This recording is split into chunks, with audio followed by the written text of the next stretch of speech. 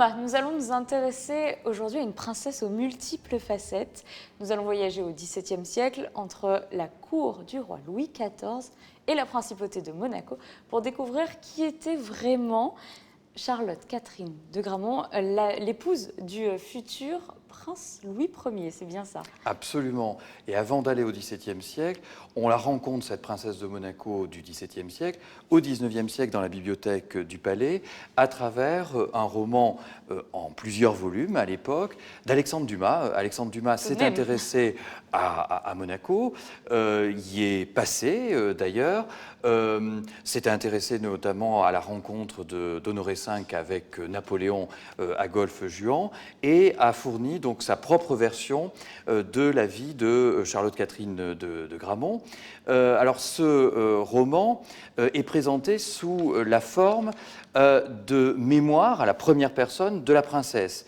Et ces mémoires, nous dit-il en introduction, auraient été extraits justement de la bibliothèque du Palais en 1793, au moment de la Révolution, au moment où les Grimaldi sont déchus de leur souveraineté et où donc il y aurait eu un vol.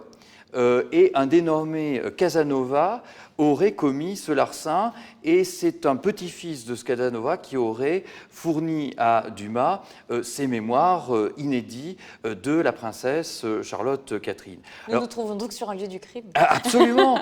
Et ça suscite d'ailleurs une réaction, puisque au milieu du XIXe siècle, quand ce roman d'Alexandre Dumas paraît, il y a toujours une famille Casanova à Monaco. Et le descendant, évidemment, fait une protestation véhémente en disant que jamais, au grand jamais, son grand-père aurait volé un ouvrage de la bibliothèque des princes de Monaco dans le palais. Alors évidemment, c'est un indice qui signe le crime, c'est-à-dire que ces mémoires sont faux. Ce sont des faux qui, en réalité, ne sont même pas l'œuvre d'Alexandre Dumas, mais ça, on sait qu'Alexandre Dumas travaillait beaucoup avec des nègres, comme l'on dit, et c'est une dame qui s'appelle Dache, qui est d'ailleurs aussi un pseudonyme, la comtesse Dache, qui écrit, en l'occurrence, ce roman sur une princesse qui a véritablement, effectivement, une destinée romanesque. Alors, qu'est-ce qui est vrai, qu'est-ce qui est faux ? Il est vrai que c'est une aristocrate issue de la meilleure noblesse du royaume. Elle est fille d'un maréchal de France, le maréchal de Gramont, et c'est la première alliance des princes de Monaco avec des Françaises. On est quelques années après le traité de Péronne, et donc le petit-fils, l'héritier du prince Honoré II, épouse en 1659 et 1660, en 2 temps, puisque le contrat de mariage que nous conservons dans les archives du Palais est daté de 1659. L'affaire du mariage d'un futur prince de Monaco est d'importance, puisque Louis XIV lui-même signe ce contrat, Anne d'Autriche, sa mère, Philippe d'Orléans, le frère du roi, et puis, bien évidemment, le Premier ministre de l'époque, le cardinal Mazarin.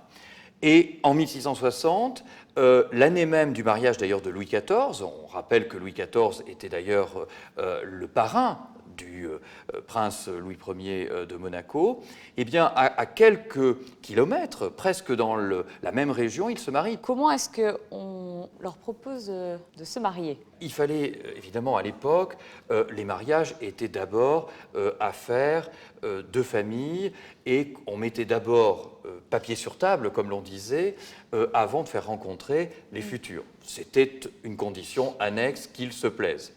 Et ça conditionne un petit peu, évidemment, la vie future de la princesse, puisque elle est mariée parce qu'elle est issue d'une grande famille et protégée par le roi de France, le prince de Monaco, a droit, en quelque sorte, étant donné qu'il est devenu, après le traité de Péronne, donc un allié que l'on choisit, parce que Monaco a une importance stratégique sur le plan diplomatique en direction de l'Italie.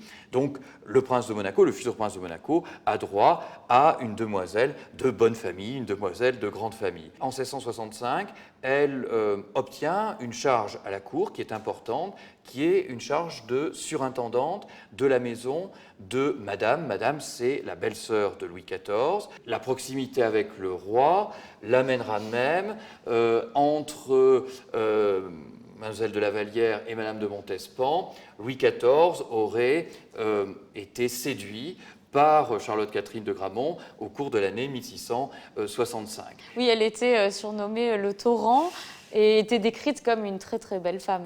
Très belle femme de son époque et effectivement ayant une certaine appétence pour les plaisirs et ayant beaucoup de charme à tel point que même un de ses cousins, le duc de Lauzun, et d'ailleurs ça sera donc le sujet, c'est ce qui en fait un personnage romanesque qui a beaucoup fait couler d'encre, son cousin le duc de Lauzun, jaloux de Louis XIV, donc qui avait séduit Charlotte-Catherine de Gramont, fermera une porte à la cour pour que, alors qu'ils avaient prévu de se retrouver, ils ne puissent que se parler parce que la clé était perdue. C'est en tout cas ce que racontent les mémorialistes du temps, Bussy-Rabutin, Saint-Simon. Bon, Saint-Simon qui a toujours une dent très dure contre les Grimaldi, donc il faut aussi relativiser quelque peu, mais Madame de Sévigné aussi. Madame de Sévigné, dont la fille, Madame de Grignan, était aussi une amie intime de Charlotte-Catherine de Gramont. Donc on voit qu'elle est très bien intégrée à la cour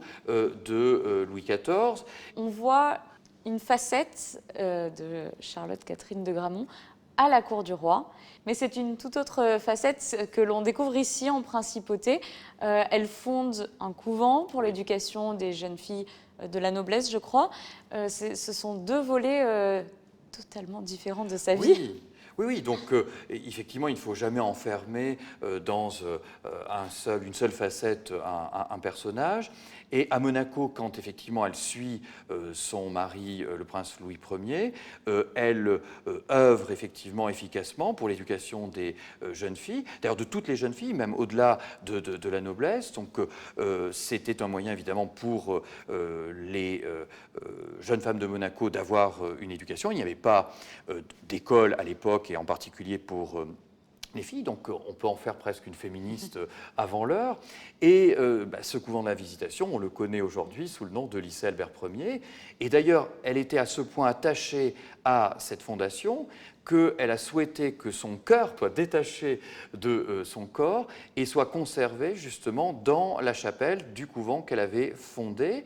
Et ce cœur y est resté jusqu'à 1910, jusqu'au moment où le bâtiment a été définitivement sécularisé, puisque le lycée est un lycée laïque, et le prince Albert Ier a préféré ramener au palais, dans la chapelle palatine où cette urne se trouve toujours, ce cœur qui est donc dans cette urne de marbre blanc et qui est donc à quelques mètres de nous. Donc une princesse qui a véritablement, effectivement, une importance pour Monaco. Et d'ailleurs, la fondation de ce couvent de la Visitation est représentée sur la façade de la chapelle palatine comme un des grands moments de l'histoire religieuse de Monaco, tels que Charles III les avait choisis, les avait sélectionnés lorsqu'il s'est agi de décorer, d'orner la façade de la chapelle palatine.